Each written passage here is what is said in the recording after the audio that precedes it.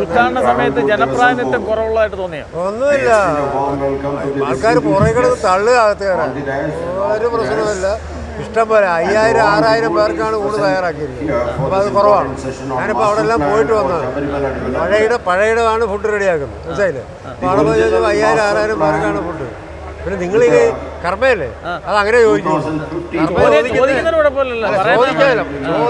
അങ്ങനെ ചോദിക്കുള്ളൂ. മുഖ്യമന്ത്രി മല കയറാൻ അദ്ദേഹത്തിനോട് ചോദിക്കണം, എന്നോട് ചോദിച്ചിട്ട്.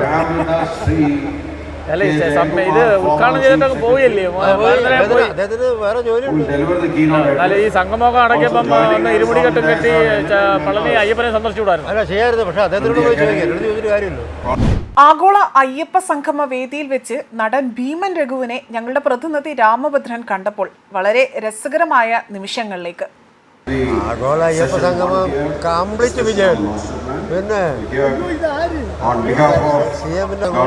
മറ്റുള്ളവരുടെയൊക്കെ പ്രസംഗം കേൾക്കും. ഉദ്ഘാടന സമയത്ത് ജനപ്രാതിനിധ്യം കുറവുള്ളതായിട്ട് തോന്നിയോ? ഒന്നുമില്ല, ആൾക്കാർ പുറകെ കിടന്ന് തള്ളുക അകത്ത് കയറാൻ.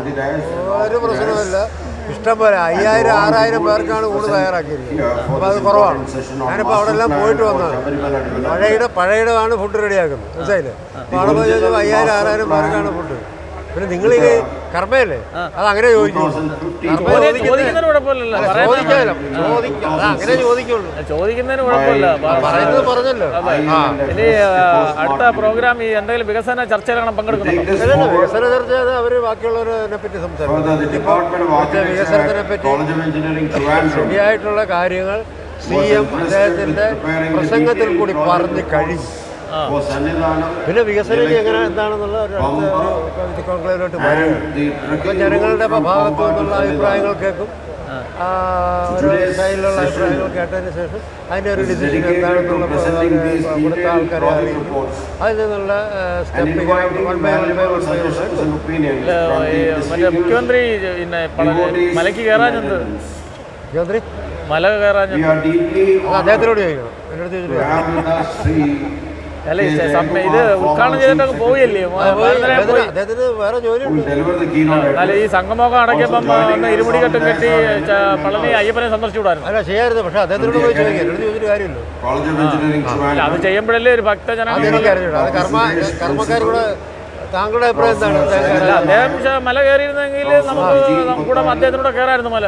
നിങ്ങൾക്ക് കൂട്ടത്തിൽ കയറാൻ അല്ല കളി, നല്ല കർമ്മ. അപ്പൊ അദ്ദേഹം തിരക്കൊണ്ടായിട്ട് പോയതാ. തിരക്കുണ്ട്. ഇനി അടുത്ത വൃശ്ചിക ചെറുപ്പിനും വരുമായിരിക്കും അല്ലേ മല കയറാൻ? മല കയറാനേ വൃശ്ചിക ചെറുപ്പിനും സമയത്ത് വരും. അതായത് നമ്മളെ ഈ ഭക്തജനങ്ങളെല്ലാം പ്രതീക്ഷയെ ഈ ഇവിടുത്തെ അടിസ്ഥാന സൗകര്യങ്ങളൊക്കെ ഇനി വികസിക്കുമെന്ന ഈ സംഗമം കൊണ്ട് ഭക്തജനങ്ങളുടെയൊക്കെ ഒരു പ്രതീക്ഷയെ അടിസ്ഥാന സൗകര്യങ്ങളെല്ലാം വികസിക്കും. ഉറപ്പല്ലേ? എന്താ സംശയിക്കുന്നത്? അതിപ്പോ ഇത് കഴിഞ്ഞ ഡിസ്കഷൻ വന്നു കഴിയുമ്പോൾ ഭയങ്കരമായിട്ട് ഡെവലപ്പ് ചെയ്യാം.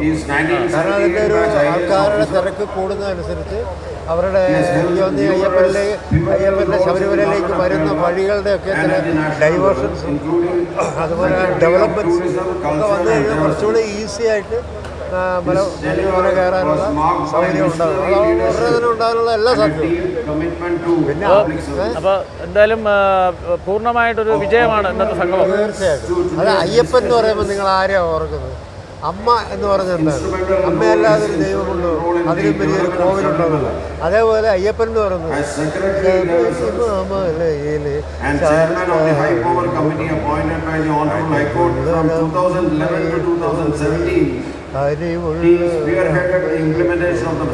എപ്പോഴും അമ്മയെ പോലെ തന്നെ കാത്തു സൂക്ഷിക്കുന്നതാണ് അയ്യപ്പൻ്റെ ഭക്തര്.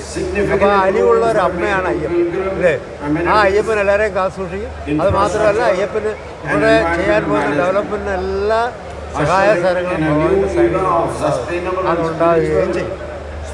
ഇതാണ് കർമ്മയ്ക്ക് വല്ല പ്രശ്നം. അങ്ങനെ ഡെവലപ്മെന്റ് ഉണ്ടാകുന്ന പ്രശ്നമൊന്നുമില്ലല്ലോ. ഡെവലപ്പ് ഉണ്ടാകണം. ചോദ്യങ്ങളല്ല, നമ്മുടെ ചോദിക്കുന്നതിന് ഡെവലപ്പിന് വേണ്ടിയാണ്. അതന്നെ ഡെവലപ്മെന്റ് ഉണ്ടാവുമെന്നായി പറയുന്നത്. അതാണ് പിണറായി വിജയൻ. അയ്യപ്പ സംഗമം സമ്പൂർണ്ണ വിജയമാണ് എന്നാണ് നടൻ ഭീമൻ രഘു പറയുന്നത്. എന്നാൽ പുറകിൽ ഒഴിഞ്ഞു കിടക്കുന്ന കസേരകളെയാണ് നമുക്ക് കാണാൻ സാധിക്കുന്നത്. മാത്രമല്ല, മുഖ്യമന്ത്രി ഉദ്ഘാടനത്തിനായി വേദിയിലേക്ക് എത്തി അദ്ദേഹം പ്രസംഗിക്കുന്ന വേളയിൽ പോലും ഒഴിഞ്ഞു കിടക്കുന്ന കസേരകളെ നോക്കി സംസാരിക്കുന്ന ഒരു ദൃശ്യങ്ങൾ നമുക്ക് കിട്ടുകയുണ്ടായി. മാത്രമല്ല, 5 സ്റ്റാർ സൗകര്യം നൽകിയിട്ട് പോലും ക്ഷണിച്ചവർ എല്ലാം തന്നെ ഈ ഒരു സംഗമത്തിൽ നിന്നും വിട്ടു നിൽക്കുകയാണ്.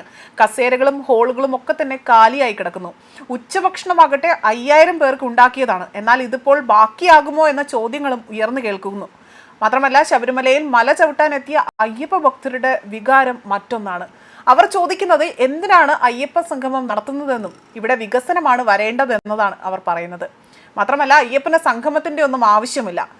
സ്ത്രീകളുടെ വികാരം മറ്റൊന്നാണ്. അവിടെ വേണ്ടത്ര സൗകര്യങ്ങൾ പോലും ഇവിടെ സർക്കാരിന് ഒരുക്കാൻ പോലും സാധിച്ചിട്ടില്ല. ഒരു നല്ല ശുചിമുറി പോലും സ്ത്രീകൾക്കായി അവിടെ ഇല്ല. മാത്രമല്ല, സ്ത്രീ ഭക്തരടക്കമാണ് ഇതിനോടായി പ്രതികരിക്കുന്നത്. വേറെ ചിലർ ചോദിക്കുന്നത് ഇത് ഇലക്ഷൻ മുന്നിൽ കണ്ടുകൊണ്ട് നടത്തുന്ന ഒരു കാട്ടിക്കൂട്ടലാണോ എന്ന വിലയിരുത്തലും പുറത്തു വരുന്നുണ്ട്. ഇതിനെല്ലാം ഇടയിലാണ് ഇത്തരത്തിൽ രസകരമായ ഒരു അഭിപ്രായവുമായി നടൻ ഭീമൻ രഘു അദ്ദേഹം അവിടെ സംസാരിച്ചിരിക്കുന്നത്. ന്യൂസ് ഡെസ്ക് കർമ്മ ന്യൂസ്.